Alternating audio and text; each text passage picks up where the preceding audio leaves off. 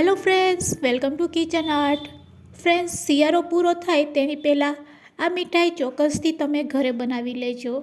આ રેસીપીને તમે ખાંડ સાથે પણ બનાવી શકો છો અને ગોળ સાથે પણ બનાવી શકો છો.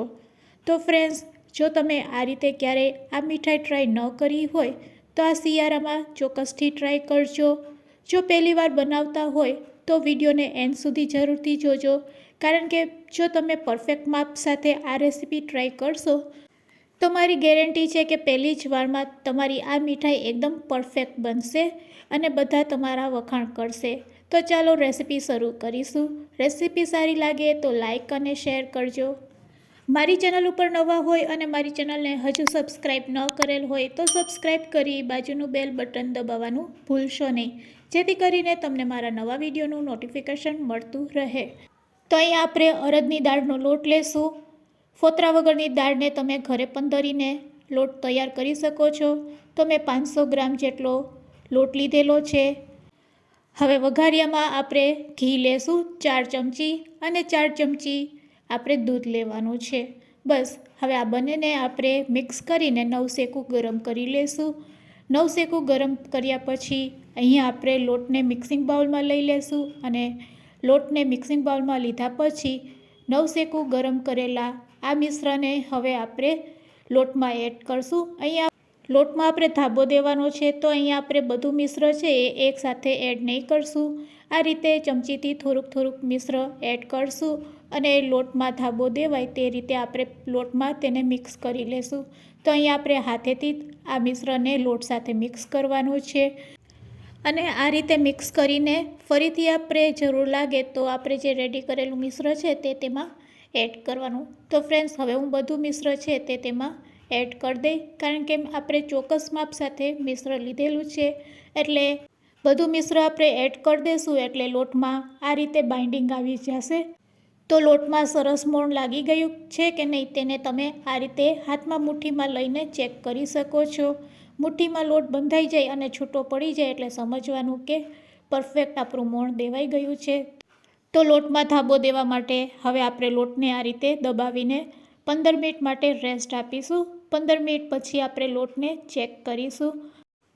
તો ફ્રેન્ડ્સ, આ રીતે તમે ધાબો દઈને પછી લોટને ચાળશો એટલે લોટમાં કણીઓ છે તે દૂર થઈ જશે અને આપણો લોટ એકદમ સ્મૂથ રેડી થશે. તો ફ્રેન્ડ્સ, આ મીઠાઈ બનાવવા માટે આ પ્રોસેસ ખાસ કરવાની, કારણ કે આપણે એકદમ સરસ લોટ રેડી કરવાનો છે. અને જો આ રીતે ધાબો દઈને તમે આ લોટ રેડી કરશો તેના પછી તમે મીઠાઈ બનાવશો તો મીઠાઈ છે એ ખાવામાં ખૂબ જ ટેસ્ટી લાગે છે અને લાંબો સમય માટે તમે સ્ટોર પણ કરી શકો છો. તો લોટ આપણો સરસ ચરાઈને રેડી છે. ચાલો હવે ગેસની ફ્લેમ ચાલુ કરીશું અને મોટા વાસણમાં આપણે 2 ચમચા જેટલું ઘી પહેલાં એડ કરશું અને તરત જ તેમાં આપણે લોટને એડ કરી દેવાનો છે. અને આ રીતે સ્પેચ્યુલા અથવા તો તવેથાથી આપણે મીડિયમ ટુ લો ફ્લેમ ઉપર સતત તેને હલાવતા રહેશું અને હલાવતા આ લોટને આપણે શેકવાનો છે. આ રેસીપી બનાવવા માટે જેટલો આપણે લોટ લીધો હોય તેટલું જ આપણે ઘી જોઈએ છે. પણ આ રીતે જો તમે પહેલાં ઓછા ઘીમાં લોટને શેકી લેશો તો સમય પણ બચશે અને મીઠાઈનો ટેસ્ટ પણ વધી જશે. તો પહેલાં આપણે આ રીતે ઓછા ઘીમાં શેકી લેશું. થોડોક લોટ શેકાઈ જાય એટલે ફરી તેમાં ઘી એડ કરવાનું છે અને પછી ફરીથી આપણે તેને આ રીતે સ્પેચ્યુલા અથવા તો તવેથાથી શેકતા જશું. તો આ રીતે કટકે આપણે ઘી એડ કરશું અને ટોટલ 500 ગ્રામ જેટલું મેં અહીંયા ઘી લીધેલું છે અને બધું ઘી આ રીતે એડ કર્યા પછી હવે આપણે સતત 10થી 15 મિનિટ માટે તેને આ રીતે હલાવીશું એટલે લોટ્સ છે એ સરસ શેકાઈ જશે. તો ફ્રેન્ડ્સ, હવે તમે સમજી ગયા હશો કે આપણે કઈ મીઠાઈ બનાવી રહ્યા છે. હા ફ્રેન્ડ્સ, અહીંયા આપણે અડદિયા બનાવી રહ્યા છે, પણ આજે ખાંડનો ઉપયોગ નહીં કરશું. ખાંડની જગ્યાએ અહીંયા આપણે ગોળનો ઉપયોગ કરશું. તો તમે જો ગોળના ક્યારેય અડદિયા ન ખાધા હોય અને પહેલીવાર બનાવતા હોય તો વિડીયોને સ્કીપ કર્યા વગર આ વિડીયોને એન્ડ સુધી જરૂરથી જોજો, કારણ કે પરફેક્ટ માપ સાથે અને ચોક્કસ ટિપ્સ સાથે જો તમે અડદિયા બનાવશો તો તમારા અડદિયા છે એ ખૂબ જ સ્વાદિષ્ટ બનશે અને લાંબો સમય માટે સ્ટોર કરી શકશો. તો બસ આ રીતે થોડુંક ઘી નાખીને 500 ગ્રામ જેટલું ઘી એડ કર્યા પછી સતત આપણે તેને આ રીતે હલાવશું. મીડિયમ ટુ લો ફ્લેમ ઉપર તમે સતત હલાવશો એટલે આ રીતે ઘી છે તે છૂટું પડવા માંડશે અને આ રીતે ઘી છે તે ઉપર દેખાવા લાગશે. હવે લોટને આપણે કેવો શેકવાનો છે અને ક્યાં સુધી શેકશું. ચા એકદમ કડક હોય અને તેનો કલર કેવો હોય તેવો જ આપણે આ લોટને શેકવાનો છે. તો 15 મિનિટમાં આપણો આ રીતે લોટ છે તે શેકાઈ જશે. લોટ શેકાઈ જાય એટલે તરત જ તેમાં ગુંદ એડ કરવાનો છે. તો મેં અહીંયા અડધી વાટકી જેટલો ગુંદ લીધેલો છે. તો અહીંયા તમારે ગુંદને તરવાની પણ જરૂર નહીં પડશે. ગરમ મિશ્રમાં તમે ગુંદ એડ કરશો એટલે ગુંદ પણ સરસ તરાઈ જશે. ગુંદ આ રીતે તરાઈ જાય એટલે ગેસની ફ્લેમ બંધ કરી દેવાની છે. પછી તેમાં કાજુ બદામના ટુકડા એડ કરી દેવાના છે અને 2 ચમચી જેટલું ટોપરાનું છીણ એડ કરી દેવાનું છે.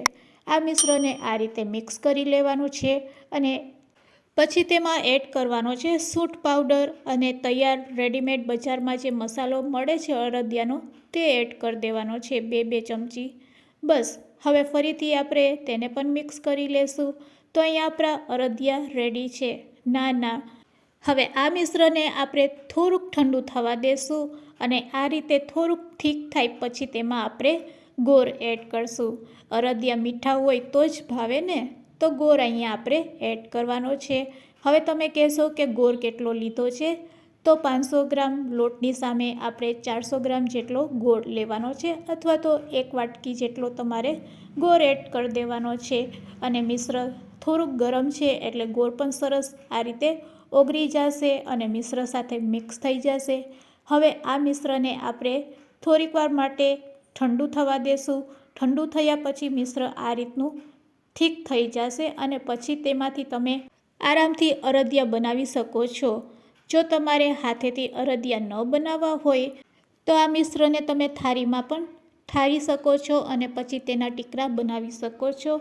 પણ અત્યારે હું હાથેથી અડદિયા બનાવી રહી છું. તો આપણે આ મિશ્રણમાંથી આ રીતે અડદિયાનો શેપ આપી દઈશું. ખૂબ જ સરસ અને ઝડપથી અડદિયા છે તે રેડી થઈ જશે.